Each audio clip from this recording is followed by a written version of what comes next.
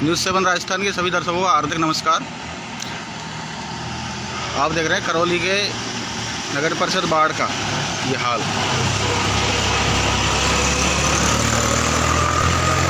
ये sewer line है, ये किस तरीके से देखिए आप, इसका पानी चौक होकर के वापस आ रहा है।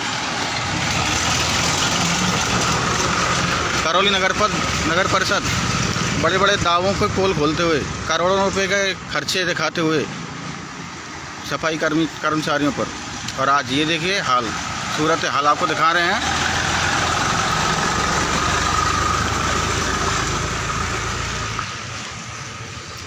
नगर परिषद के बड़े बड़े दावों की पोल खोलते हुए आप देख सकते हैं।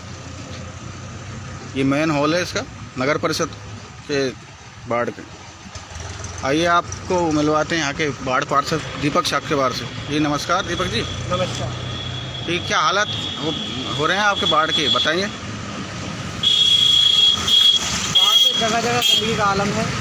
20 महीने से इस बाढ़ में कभी भी किसी सफाई कर्मचारी को नहीं लगाया जाता है। कागज़ों में कर्मचारी दिखाए जाते हैं, लेकिन उन्हें बाढ़ में कभी भी भौतिक रूप से मेरे वार्ड में किसी भी सफाई कर्मचारी को नहीं लगाया जाता। हमेशा हवाला दिया जाता है कि उनके पास बजट का अभाव है। करौली के कई वार्डों में 6-6, 7-7 कर्मचारी लगे रहते हैं, लेकिन यहाँ एक भी कर्मचारी आज तक नहीं दिया गया है। और शहर की पूरी गंदगी सीवर के द्वारा इकट्ठा होकर मेरे ग्राउंड में इकट्ठी होती है, और मेरे वार्ड में नहर बन चुकी है गंदगी की। मल का पानी 24 घंटे निकलते रहता है। इसकी लगातार शिकायत के बाद जब कभी 1-2 बार सुनवाई होती है तो 2 दिन के लिए, 1 दिन के लिए बंद होती है, वापस ये गंदगी ऐसे की ऐसी रहती है। और मैं कई बार प्रशासन को, नगर परिषद आयुक्त को, सभापति को, सबको अवगत करा चुका हूँ कि ये गंदगी जिस दिन पीने के पानी में या किसी लीकेज में जाकर मिल गई तो हिंडौन जैसी वारदात होगी और लोग मरेंगे। उनकी फिर लाशों पर राजनीति करने वाले कई आ जाएंगे, लेकिन अभी से इसकी सुध कोई नहीं लेता है। बार बार शिकायत करने के बाद भी प्रशासन इतना पंगु बना हुआ है कि वो नगर परिषद आयुक्त पर डाल देता है। नगर परिषद आयुक्त की ये स्थिति है कि वो हैंडओवर टेक ओवर में उलझाए रखता है हमेशा कि RUIDP को हमने हैंड ओवर नहीं किया है या टेक ओवर नहीं किया है, लेकिन जिम्मेदार कोई भी नहीं बनना चाहता है। और जब लाशें खड़ी होती हैं, कहीं भी कोई दुर्घटना होती है इस करौली शहर में, तो लाशों पर राजनीति करने के लिए बड़े बड़े सांसद और MLA और विधायक और मंत्री आ जाते हैं। लेकिन जो जिंदा लोग तड़प रहे हैं, जो परेशान हैं, बदबू से जो अपनी नाक बंद कर जाती हैं स्त्री, आप देखिए अभी भी एक महिला जा रही है जिन्हें वैसे अपने कोली, धोबी, हरिजन, उनसे भेदभाव किया जा रहा है। कोई सुनवाई नहीं हो रही साहब, और कोई सुनवाई नहीं हो रही। नगर परिषद करौली में जब 20 माह पहले ये बोर्ड नहीं था, इस बोर्ड से पहले 23-24 माह पहले 2020-21 में मैंने जो 50 लाख रुपए का एक संविदा स्वीकृत करवाई थी यहाँ की सड़कों को, जो आज तक कभी भी देश आज़ादी के टाइम से अब तक सड़कें नहीं बनी, उन सड़कों को बनवाने के लिए उनकी भी स्थिति ये है कि उसको बजट का अभाव होने का नाता हवाला देकर उसको बार बार में टाल दिया गया। और जब बाद में मेरे को RTI के तहत ये पता चला कि उसका पेमेंट हो रहा है, जब भुगतान का मैंने पता लगाया तो पता चला है कि बगल के मेरे वार्ड में से जो दूसरा वार्ड छटा है, उसकी सामान्य वर्ग की बस्तियों में अपने लोगों के लिए लाभ पहुँचाने के लिए सभापति रशीदा खातून ने पूरा का पूरा बजट वहाँ लगा दिया है। साफ साफ मेरे वार्ड की बस्तियों से, जो SC बस्तियाँ हैं, कोली, धोबी, हरिजन, उनसे भेदभाव किया जा रहा है, जातिगत भेदभाव हो रहा है और दमनकारी शक्तियाँ प्रभावी हैं, और लोग हमें तरह तरह की पक्तियाँ कसते हैं पीठ पीछे। नगर परिषद में भी हम पर हंसते हैं। हमारे संग बहुत जातिगत भेदभाव हो रहा है। एक पार्षद, एक जनप्रतिनिधि होने के बावजूद जब मेरे से जातिगत भेदभाव हो रहा है, तो आप सोचिए कि हमारे SC के जो कमज़ोर मजलूम, जो घरों में मजदूरी करते हैं, लोगों के यहाँ सफाई करते हैं, नालियों में सफाई करते हैं, उनके साथ कितना भेदभाव किया जाता होगा। प्रशासन को कई बार मैं अवगत करा चुका हूँ, मुख्यमंत्री को, DLB डायरेक्टर को मेल कर चुका हूँ, 3-3 बार चेतावनी दे चुका हूँ। और उसके बाद भाई मैं खुद डाक से पत्र व्यवहार कर चुका हूँ, वहाँ जाकर मिलकर शिकायत करके आ चुका हूँ।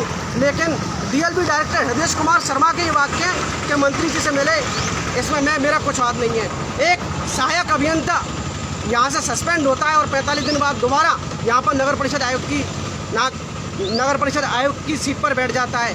क्या प्रशासन इतना पंगु हो चुका है? जिला कलेक्टर, संभागीय आयुक्त के आदेश इतने फीके पड़ गए हैं। कांग्रेस की सरकार ये दमनकारी सरकार हो चुकी है। जनता के बारे में कोई सोचने वाला नहीं है, इतनी तानाशाही चला रखी है। मैं कई बार वार्निंग दे चुका हूँ और मैं कह चुका हूँ कि कल भी अगर इसी तरह माहौल रहा और अगर 1-2 दिन में इसका सुनवाई नहीं हुई तो रैलियाँ उधर होंगी और मुख्यमंत्री के पुतले मेरे वार्ड में फूके जाएंगे जगह जगह, और इसकी समस्त जिम्मेदारी नगर परिषद आयुक्त और सभापति महोदय की होगी। ठीक है जी, आप देख सकते हैं दीपक साक्यवार जी ने अभी अपना टुकड़ा सुनाया था और किस तरीके से देखो अब कितना पानी इसमें से वापस आ रहा है। सीवर लाइन है और पूरे मोहल्ले में बदबू फैल चुकी है। सुबह शाम का ये 24 घंटे चलती रहती है। और यहाँ पर देखिए नालियाँ, आप देख सकते हैं नालियाँ।